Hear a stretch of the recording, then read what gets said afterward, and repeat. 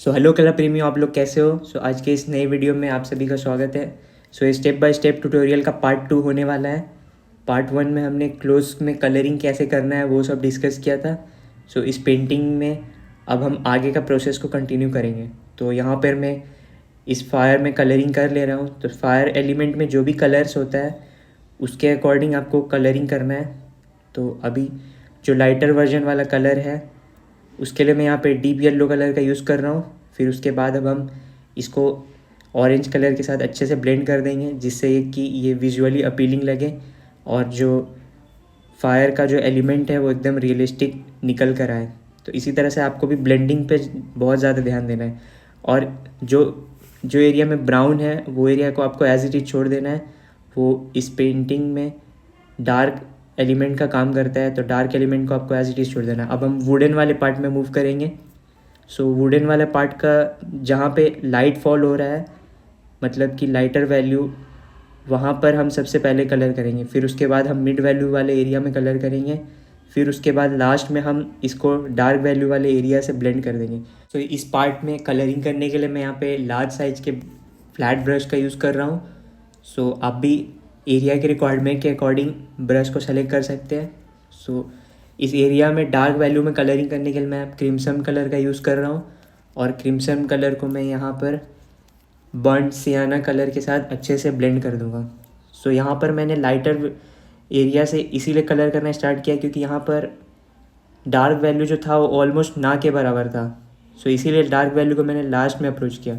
अगर dark value यहाँ पर विजिबल होता तब हम डार्क वैल्यू से स्टार्ट कर सकते थे, जैसा कि हमने इसके प्रीवियस वाले पार्ट क्लोज वाले पार्ट में एक के बाद एक लेयर सेटअप करके स्टार्ट किया था और लास्ट में हमने उसके लाइटर वैल्यू में कलरिंग किया था। बट यहाँ पे इसके एकदम अपोजिट हमने कलरिंग किया, क्योंकि यहाँ पे वुड में जो डार्कर वैल्यू था एकदम ना के बराबर था, इसीलिए हमने उसे लास्ट में अप्रोच किया और लास्ट में ब्लेंड कर दिया। तो अब हम इस वुड के लाइटर वैल्यू वाले एरिया में ऑरेंज कलर का यूज़ करेंगे और उसे अच्छे से ब्लेंड कर देंगे। ऑरेंज कलर इसलिए मैंने यहाँ पे यूज़ किया है क्योंकि रेफरेंस पिक में जहाँ पर लाइट फॉल हो रहा था वहाँ पर ऑरेंज कलर का भी हल्का सा टोन था। इसीलिए मैंने यहाँ पे ऑरेंज कलर का यूज़ करके इसे ब्लेंड किया है। आप यहाँ पर ब्लेंडिंग का पूरा प्रोसेस देख सकते हैं, मैं कैसे ब्रश का यूज़ करके एक कलर से दूसरे कलर के बीच में प्रॉपरली ब्लेंड कर रहा हूँ। तो इसी तरह से आपको भी ब्लेंडिंग करना है और ब्लेंडिंग का आपको बहुत ज़्यादा प्रैक्टिस करना है। आपको हमेशा कोशिश करना है कि एक कलर से दूसरे कलर के बीच का जो ट्रांजिशन है एकदम स्मूथ होना चाहिए, उसमें कोई भी अंतर नहीं होना चाहिए, तभी जाके जो ब्लेंडिंग का प्रोसेस है वो एकदम अच्छा से होगा।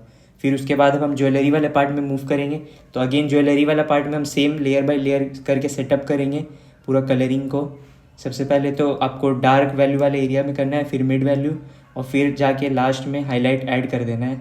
तो हाईलाइट ऐड करने के लिए आप यहाँ पे कोई भी छोटे साइज़ का ब्रश यूज़ कर सकते हैं। अगेन अब हम वुड में कलरिंग करेंगे। इस वुड में लाइट कम फॉल हो रहा है, तो इसीलिए हम सेम प्रोसेस रिपीट करेंगे जो हमने लेयर बाय लेयर सेटअप करके कलरिंग किया था। तो सबसे पहले हम डार्क करेंगे, फिर मिड करेंगे, फिर हम लाइट करेंगे और फिर हम कलर को आपस में ब्लेंड कर देंगे। तो यहाँ पर ये ज्वेलरी में जो भी रिमेनिंग डिटेल्स है उन सब में हम कलरिंग कर लेंगे। फिर उसके बाद हम यहाँ पर फील्ड ब्रश का यूज़ करके जो भी फ्लावर वाला पार्ट्स है उसमें लेयर सेटअप करेंगे। फिर उसके बाद हम क्राउन में मूव हो जाएंगे।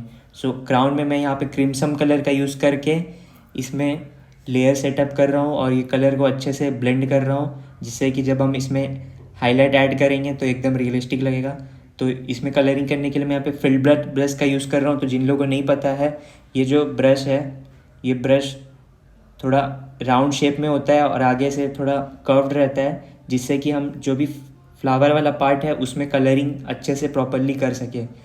जब भी आप कोई भी फ्लावर वाले पार्ट में कलरिंग करते हो तो उसके लिए ये बेसिकली फील्ड ब्रश यूज़ होता है। तो ये डिफरेंट साइज़ में आता है, तो मैं यहाँ पे छोटे साइज़ का ब्रश से इसमें कलरिंग कर रहा हूँ। तो अगेन अब यहाँ पर ये जो ज्वेलरी वाला पार्ट है, ईयर रिंग्स है, इसमें मैं क्रिम्सन कलर का लेयर अप्लाई कर दे रहा हूँ। फिर यहाँ पर लेयर अप्लाई करने के बाद अब हम फ्लावर वाले पार्ट में मूव करेंगे।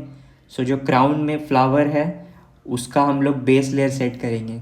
तो अगेन आपको यहाँ पर डार्कर वैल्यू से स्टार्ट करना है और जब भी आप फील्ड ब्रश का यूज़ कर रहे हो कोई भी फ्लावर वाले पार्ट में कलरिंग करने के लिए, तो आपको एकदम जेंटली मूव करना है ब्रश को। यहाँ पर आप ब्रश की मूवमेंट भी देख सकते हो।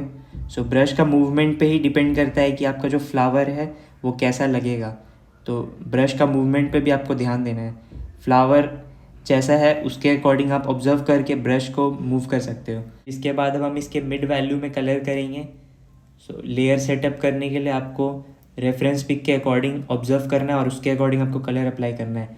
तो यहाँ पर जो क्रिम्सन कलर है उसमें हम कोई भी लाइटर वर्जन का कलर को ऐड कर देंगे और उसका जो टोनल वैल्यू है उसको थोड़ा लाइट कर देंगे, जिससे कि हम इसके मिड वैल्यू पे काम कर सकें। सो अगर आपको फ्लावर को रियलिस्टिक बनाना है और आपका जो आर्टवर्क है उसको विजुअली अपीलिंग बनाना है, तो कभी भी आप कोई भी कलर को डायरेक्टली अप्लाई मत कर देना। आप हमेशा उसमें लेयर सेटअप करके कलर करना। जैसे कि आपने देखा, पहले मैंने क्रिम्सन कलर से डार्क वैल्यू में काम किया, फिर उसके बाद मैं अभी मिड वैल्यू में कर रहा हूँ, फिर इसके बाद अब हम हाईलाइट में करेंगे। तो इस तरह से करने से जो आपका फ्लावर है वो दूर से देखने में एकदम अपीलिंग लगेगा और एकदम रियलिस्टिक लगेगा। तो इस बात का आपको हमेशा ध्यान रखना है। अगेन अब हम फिर से प्रोसेस रिपीट करेंगे। तो मैं यहाँ पर ऑरेंज कलर इसमें अप्लाई कर रहा हूँ इसके लाइटर वर्जन में कलरिंग करने के लिए। फिर इसके बाद जो भी रिक्वायरमेंट होगा उसके अकॉर्डिंग हम इसमें हाईलाइट ऐड कर देंगे। तो हाईलाइट ऐड करने के लिए मैं इसके ऊपर से एक और एडिशनल लेयर अप्लाई करूँगा येलो कलर का, जिससे कि जो भी इसका लाइटर वैल्यू वाला एरिया है जहाँ पे लाइट फॉल हो रहा है वो सब एड्रेस हो सके। तो इस तरह से आपको लेयर बाय लेयर सेटअप करके कलर करना होता है। कभी भी आप डायरेक्टली अप्लाई कर दोगे तो वो अच्छा नहीं लगेगा। वो फ्लावर तो लगेगा बट रियलिस्टिक और एक नॉर्मल फ्लावर में यही अंतर होता है। तो इस बात का आपको ध्यान रखना है। तो इसी तरह से आपको भी कभी भी आप एक्रेलिक मीडियम में काम कर रहे हो तो आपको इसी तरह से डार्क टू लाइट जाना है और धीरे धीरे करके लेयर सेटअप करके कलर अप्लाई करना है। तो आई होप आपको ये वाला बात समझ में आ गया होगा। और फिर उसके बाद सेकेंड जो इंपॉर्टेंट चीज़ आता है वो ब्लेंडिंग। आप देख सकते हो ये जो कलर है इसके बीच में ट्रांजिशन जो है वो बहुत स्मूथ है, तो आपको भी इसी तरह से इसको स्मूथ रखना है।